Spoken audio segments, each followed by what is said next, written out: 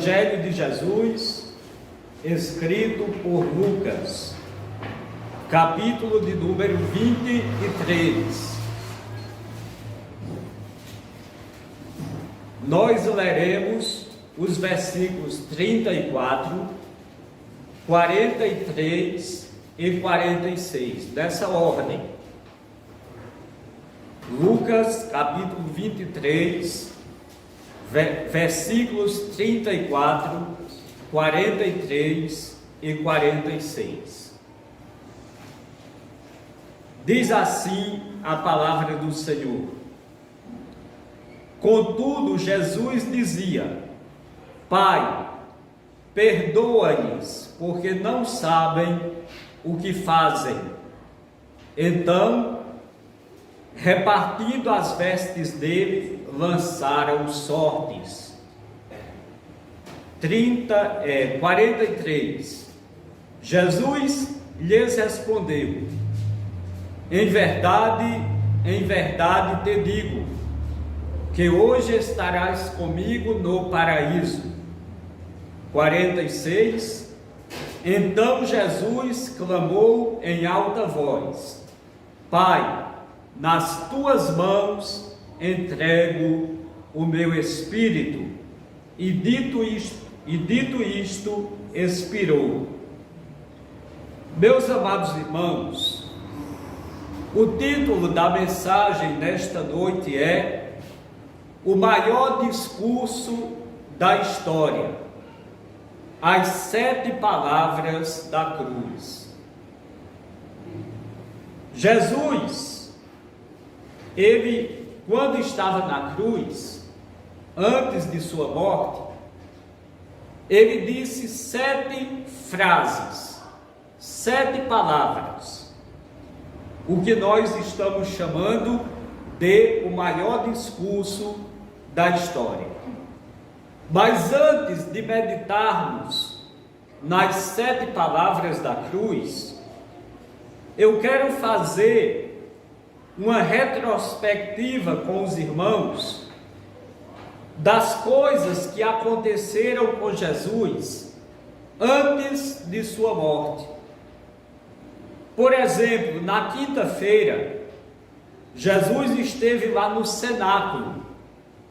O cenáculo foi aquele lugar, aquele salão, onde Jesus se reuniu com os seus discípulos para comer a Páscoa. E ali Jesus, celebrando a sua última Páscoa com os discípulos, ele instruiu a celebração da ceia como um memorial de sua morte e ressurreição. Ao sair do cenáculo, Jesus vai para o Monte das Oliveiras, no jardim do Getsêmani, ali onde ele, em agonia, ora aquelas palavras: Pai, se possível, passa de mim este cálice. Contudo, seja feita a tua vontade e não a minha. Ali, Jesus foi preso e levado para o Sinédrio. O Sinédrio era o Senado judaico, onde se faziam julgamentos, e Jesus foi julgado no Sinédrio por falsas testemunhas que testemunharam contra ele. E ali o sumo sacerdote declarou que Jesus deveria morrer. Na sexta-feira, eles levaram Jesus até Pilatos, para que Pilatos julgasse a Jesus, ou seja, confirmasse a sentença de morte que o sumo sacerdote já havia proferido.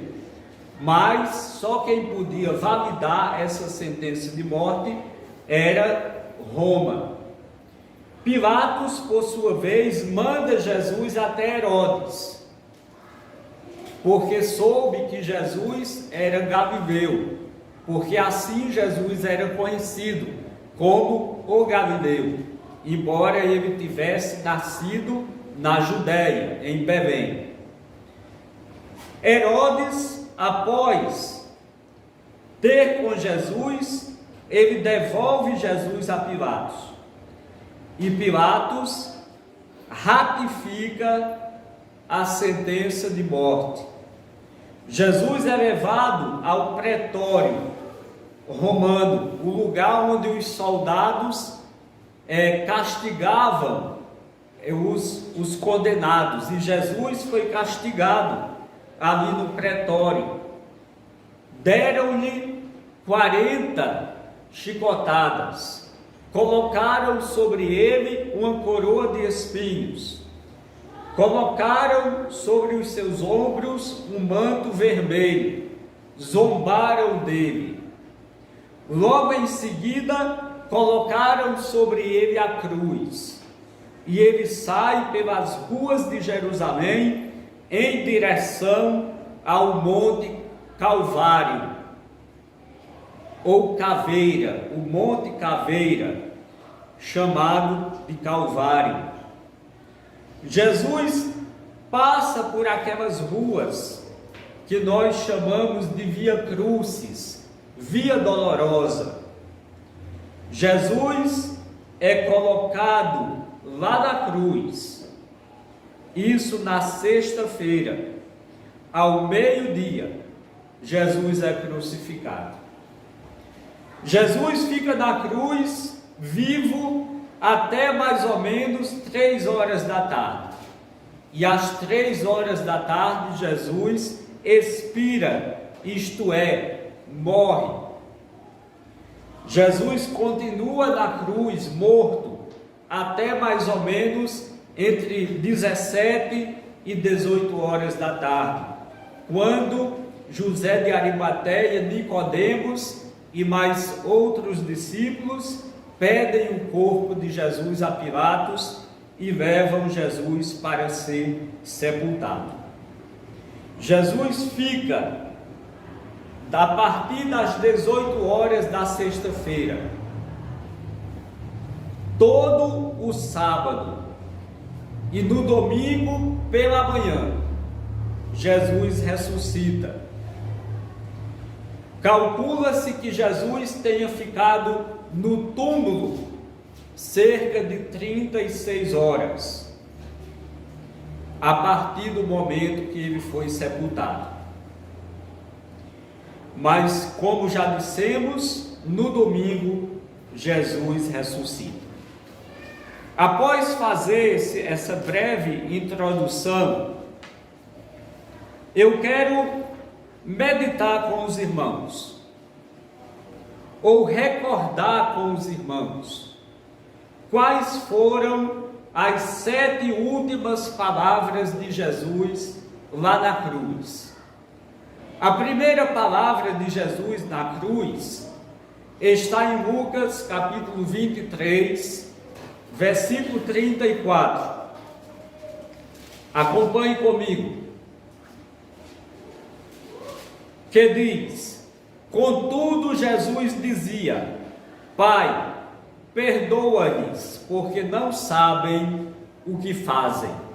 Então, a primeira palavra de Jesus na cruz é a palavra do perdão. A palavra do perdão. Jesus ora pelos seus algozes. Jesus ora por aqueles que o pregaram na cruz e que estão ali desejando a sua morte. E aqui nós temos 3 coisas.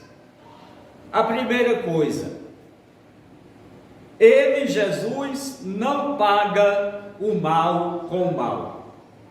Há uma tendência em nós, seres humanos, de pagar o mal que nos fazem com mal.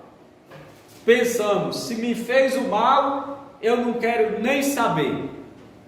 E aí a gente impreca, roga praga, deseja o mal e muitas vezes até, se puder, faz o mal contra as pessoas que também nos fizeram mal.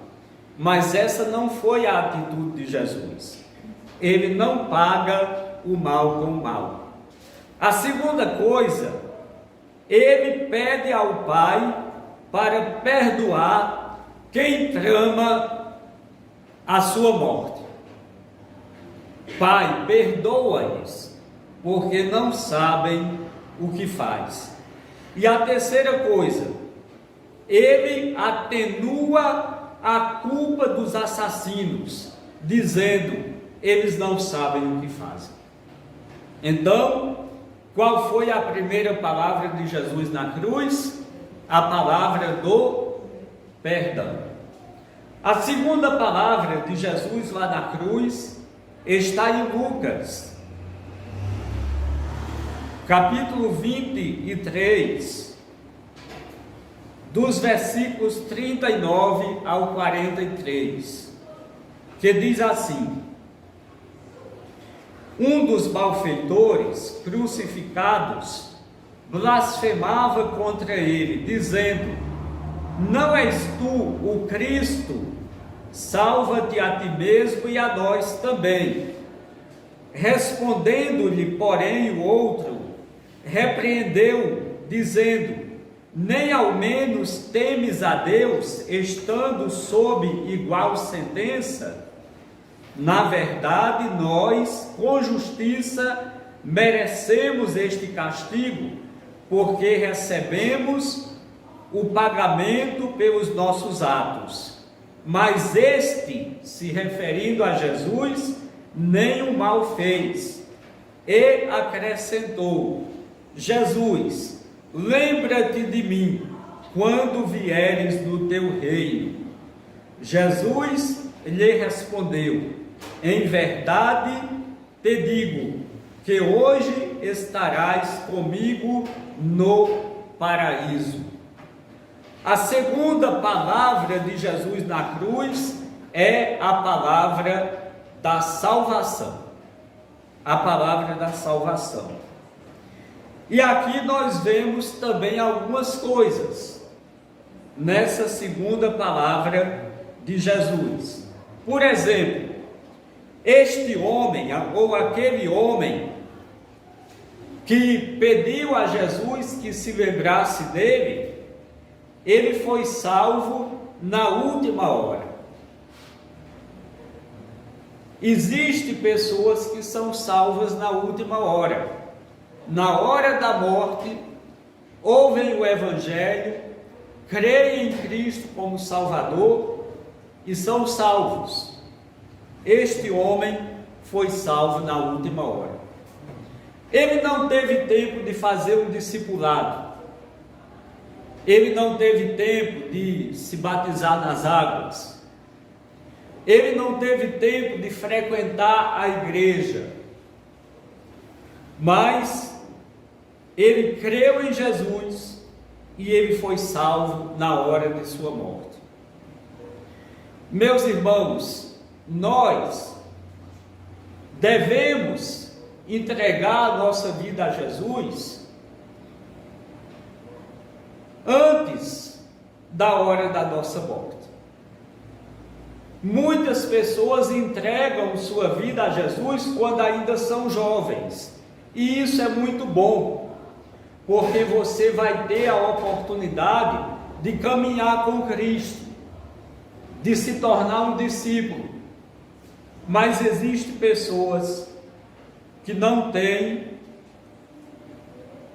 esta conversão jovem, ou antes, muito antes da hora da sua morte, mas na hora da morte se converte. A segunda coisa que nós vemos aqui é que aquele homem reconhece que Jesus é rei, que Jesus é inocente. Ele diz: Senhor, lembra-te de mim quando entrares no teu reino, reconhecendo que Jesus era rei. Ele também diz para o outro, que estava crucificado do outro lado: você não teme a Deus? Este homem, se referindo a Jesus, é inocente. Então ele reconhece que Jesus é rei e reconhece que Jesus é inocente. Uma terceira coisa que nós vemos é que ele reconhece que ele merecia a morte, mas Jesus não. Ele diz: nós estamos aqui recebendo o castigo que merecemos, mas este, se referindo a Jesus, nem o mal fez. E ele clamou a Jesus, como nós já vimos, dizendo: lembra-te de mim quando entrares no teu reino. Diante disso, nós ainda vemos três verdades. A primeira verdade: a salvação é pela graça. Aquele homem viveu uma vida toda em pecados. Diz os evangelhos que eles eram ladrões, que eles foram crucificados como ladrões, um à direita e outro à esquerda de Jesus. Mas, mesmo tendo vivido uma vida toda em pecados, ele foi salvo pela graça de Jesus. Então a salvação é pela graça. A salvação não é por seu merecimento, porque nenhum merecimento você tem. A salvação não é pelas obras, porque não há nada que você possa fazer para comprar a sua salvação, comprar o perdão. A salvação não é por dinheiro. Tem pessoas que acham que porque dão dízimos e ofertas na igreja vão ser salvas. Não! A salvação não pode ser comprada por dinheiro. A salvação é pela graça.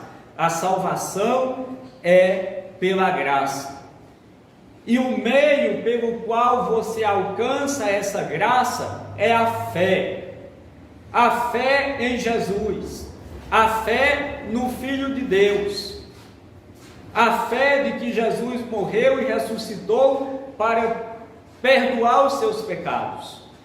E quando você entrega-se a Jesus Cristo, crendo nele como seu Salvador, você alcança a salvação pela graça.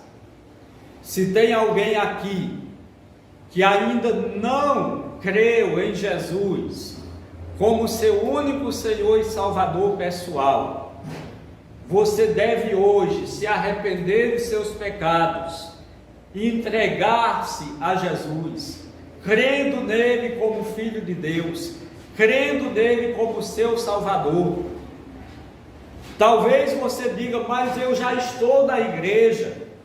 Estar na igreja não é a mesma coisa que ter aceitado a Cristo. Tem pessoas que estão na igreja porque aceitaram a Cristo, mas tem pessoas que estão na igreja sem ter aceitado a Cristo. Você não vai ser salvo por estar na igreja. Você vai ser salvo por ter crido em Jesus como seu único Senhor e Salvador pessoal. A segunda verdade: a salvação é uma dádiva de Deus imediata. Tem pessoas que pensam que aceita Jesus, vem para a igreja e lá no final é que você vai ser salvo. Não. No momento que você aceita Jesus como Salvador, você é salvo. Vir à igreja faz parte da vida de discípulo, faz parte da vida cristã, mas a salvação você tem no momento que você aceita Jesus como seu único Senhor e Salvador. A terceira verdade: a salvação é estar com Cristo. Veja que Jesus prometeu para aquele homem: hoje mesmo estarás comigo no paraíso. A salvação é estar com Cristo. É você estar com Cristo hoje, agora, e é você estar com Cristo na eternidade, lá no céu. Então, qual foi a segunda palavra de Jesus lá na cruz? Foi a palavra da salvação. A primeira palavra, a palavra do perdão. A segunda, a palavra da salvação. A terceira palavra de Jesus lá na cruz está no Evangelho de João, capítulo 19, versículos 26 e 27.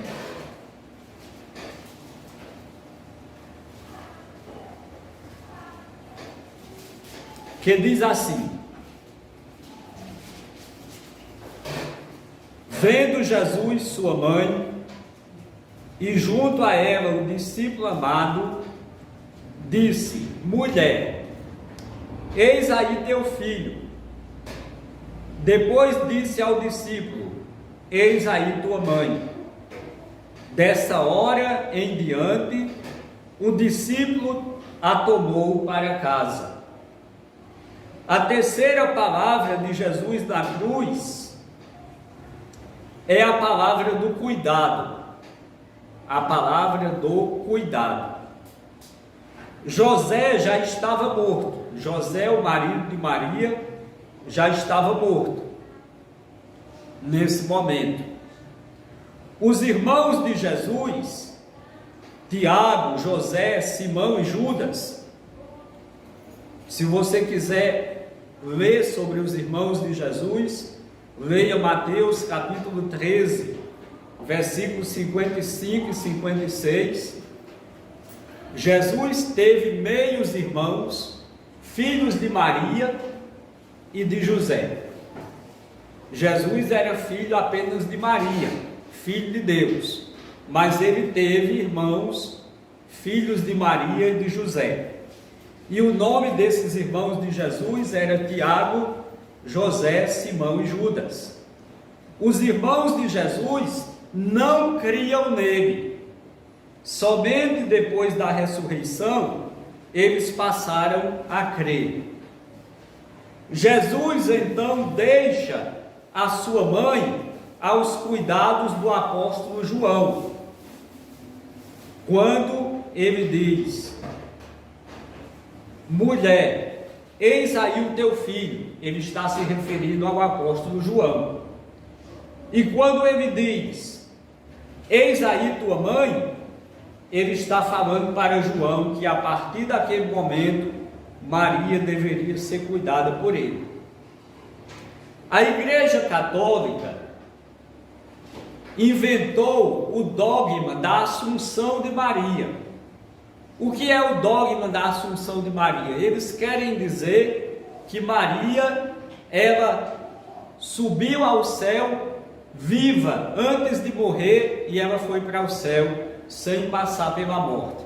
Mas a Bíblia não diz isso. A Bíblia diz que João passou a cuidar de Maria, a mãe de Jesus, e as últimas informações da tradição cristã que nós temos é que Maria morreu na cidade de Éfeso quando João era pastor lá naquela cidade. Então ele cuidou dela até ela morrer. Então a palavra do cuidado. O irmão deles falou domingo passado sobre essa passagem. O cuidado que Jesus teve com a sua mãe antes de morrer. Ele ia morrer, depois ia ressuscitar, depois ia subir para o céu, mas ele teve cuidado de sua mãe. E nós também devemos ter cuidado dos nossos parentes, dos nossos amigos, dos nossos filhos, enfim, dos nossos irmãos em Cristo. Então, qual foi a terceira palavra de Jesus na cruz? A palavra do cuidado. A primeira palavra foi a palavra do perdão, a segunda a palavra da salvação e a terceira a palavra do cuidado. A quarta palavra de Jesus na cruz está em dois textos. Primeiro, Mateus capítulo 27, versículo 46. E depois em Marcos capítulo 15, versículo 34. Em Mateus capítulo 27, versículo 46 diz: por volta da hora nona, clamou Jesus em alta voz, dizendo: Eli, Eli, lama sabactani. O que quer dizer: Deus meu, por que me desamparaste? Marcos capítulo 15, versículo 34, nos diz praticamente a mesma coisa. A hora nona, clamou Jesus em alta voz: Eloi, Eloi, lama sabactani, que quer dizer: Deus meu, por que me desamparaste? Então, a quarta palavra de Jesus da cruz é a palavra do desamparo, a palavra do desamparo. Porque Deus desamparou o seu Filho na cruz? Porque a única maneira de Deus ser justo e justificar você foi encontrar alguém que pudesse substituir você. Naquele momento da cruz, Jesus estava lhe substituindo. Jesus estava me substituindo. Jesus estava substituindo todo aquele que viesse a crer nele. Jesus estava levando sobre si os nossos pecados, os meus pecados, os seus pecados. Então, pelo fato de Jesus estar levando os nossos pecados, pelo fato de Jesus estar sofrendo todo o castigo que a lei exigia que o pecador sofresse em nosso lugar, porque Jesus não tinha pecado. Jesus sofreu além das chicotadas, além do escárnio, além da coroa de espinhos, além dos pregos, além de todo o sofrimento. Jesus também sofreu o desamparo. Deus desamparou o seu Filho na cruz, porque a única maneira de Deus ser justo e justificar você foi encontrar alguém que pudesse substituir você. Jesus é o nosso substituto. É por isso que nele nós temos a vida eterna. É por isso que nele nós temos o perdão dos nossos pecados. É por isso que nele nós temos a salvação. Então, qual foi a quarta palavra de Jesus na cruz? A palavra do desamparo. A primeira palavra, a palavra do perdão. A segunda, a palavra da salvação. A terceira, a palavra do cuidado. E a quarta, a palavra do desamparo. A quinta palavra de Jesus na cruz está em João, capítulo 19, versículo 28. João, capítulo 19, versículo 28.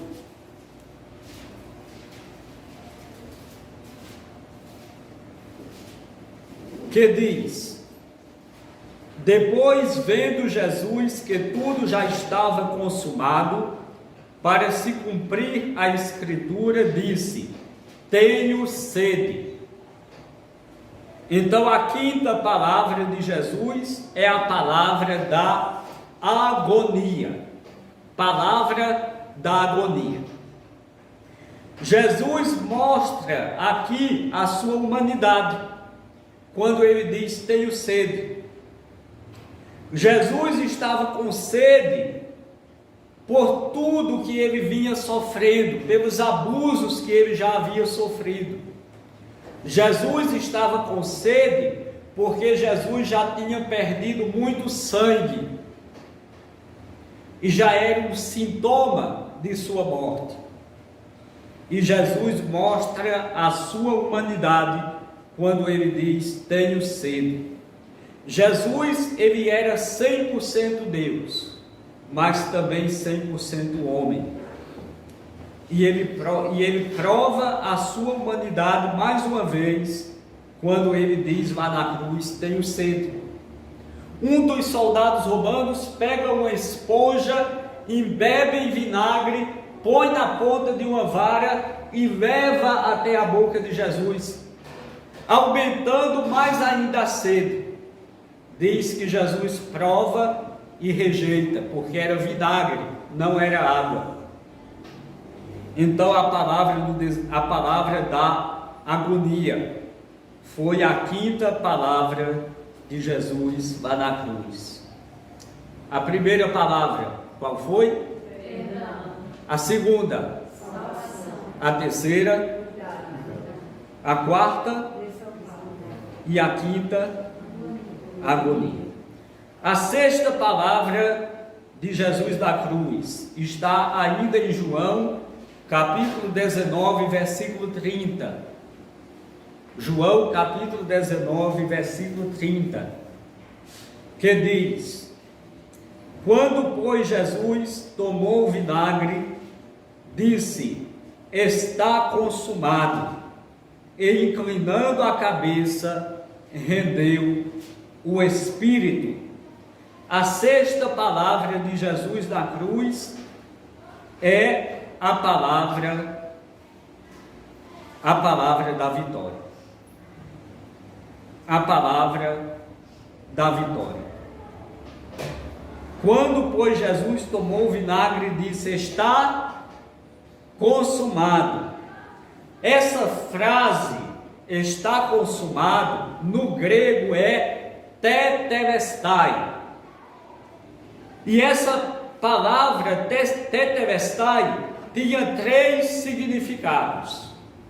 O primeiro significado era o significado doméstico, ou seja, quando o pai mandava o filho fazer alguma tarefa, que o filho fazia aquela tarefa, concluía a tarefa, ele vinha para o pai e dizia: papai, tetelestai, ou seja, está terminada a tarefa.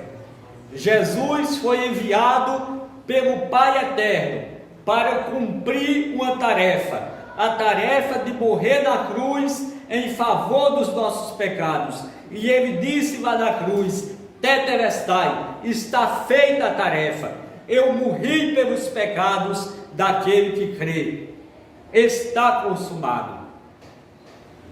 O segundo significado da palavra tetelestai é um significado comercial. Quando uma pessoa comprava alguma coisa à prestação e ia pagando as parcelas, quando ela pagava a última parcela, ela recebia um certificado de que ela pagou. E naquele certificado, naquele recibo estava escrito tetelestai, ou seja, está pago. Jesus pagou pelos nossos pecados lá da cruz, e ao pagar pelos nossos pecados com o seu sangue, ele diz: está consumado, tetelestai. A salvação é pela graça, mas ela custou um alto preço, que foi o sangue de Jesus. O terceiro significado da palavra tetelestai é um significado imobiliário. Quando uma pessoa comprava um imóvel e recebia a escritura do imóvel, na escritura estava carimbada, escrita a palavra tetelestai, ou seja, o imóvel agora é seu, você pode tomar posse. Jesus comprou para nós o céu, Jesus comprou para nós a vida eterna, E ao comprar para nós o céu, a vida eterna, o reino de Deus, ele diz: tetelestai, agora você só precisa crer em Jesus para tomar posse da sua salvação, da vida eterna. Eu não estou dizendo tomar posse como na teologia da prosperidade, tomar posse de bens materiais, disso, mas se apropriar da vida eterna que Jesus comprou para você que crê. Jesus comprou para você a vida eterna. Tetelestai, está consumado. Então, qual foi a sexta palavra de Jesus na cruz? A palavra da vitória. A palavra da vitória. Primeira palavra, a segunda palavra, a terceira, a quarta, a quinta e a sexta, a sétima palavra de Jesus na cruz. A sétima e última palavra de Jesus na cruz. Está escrito lá em Lucas capítulo 23, versículo 46.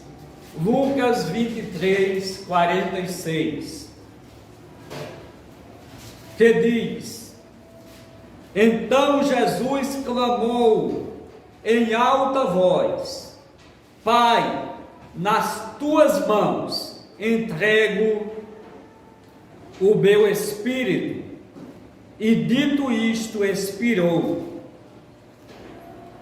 Então a sétima palavra de Jesus na cruz é a palavra da rendição. Jesus se rendeu ao Pai.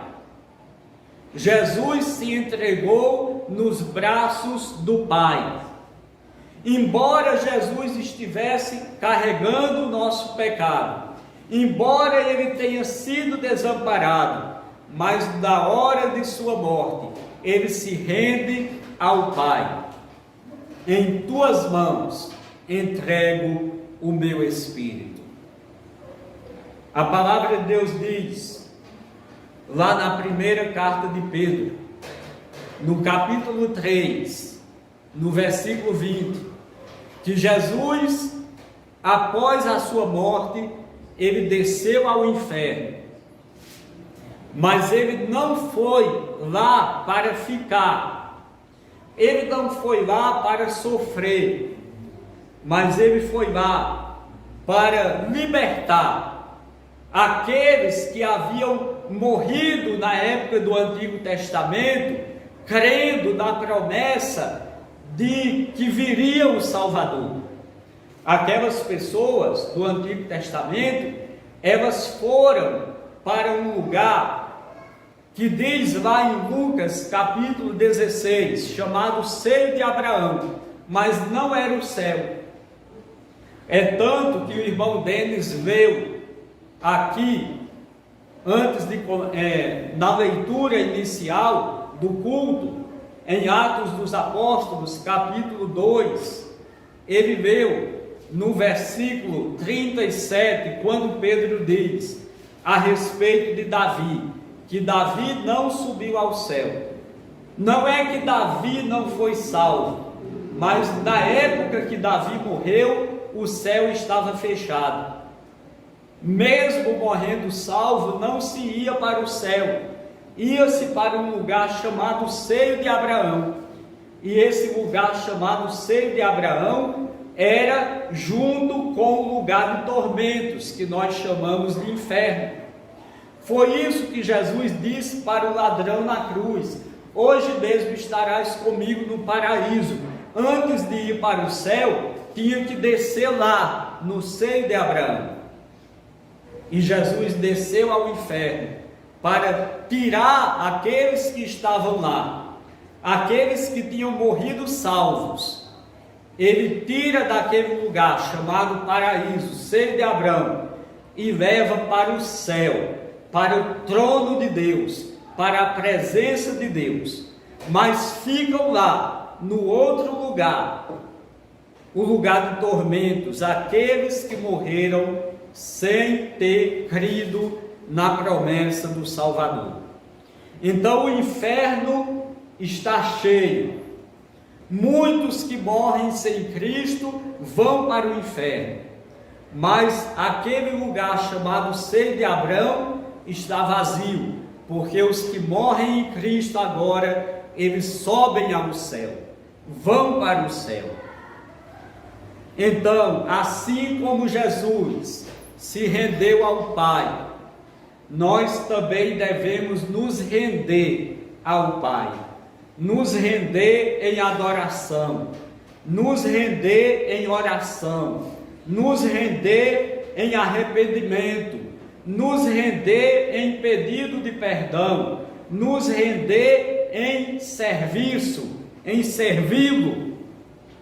Então, qual foi a 7ª palavra de Jesus lá na cruz? Redenção. A palavra da redenção. A primeira palavra, a palavra de perdão. A segunda palavra, a palavra da salvação. A terceira palavra, a palavra do cuidado. A quarta palavra, a palavra, qual é a quarta palavra? Desamparo. A quinta palavra, a palavra da agonia. A 6ª palavra, a palavra da vitória. E a 7ª palavra, a palavra da rendição. Concluindo, as 7 palavras da cruz foi o maior discurso de toda a história, e elas nos mostram algumas coisas. A primeira coisa, o nosso pecado é horrível e maligno. Por ele, o pecador vai para o inferno, mas por ele, Jesus morreu. Pelo nosso pecado, Jesus morreu, para que todo aquele que nele crê não vá para o inferno, mas tenha a vida eterna.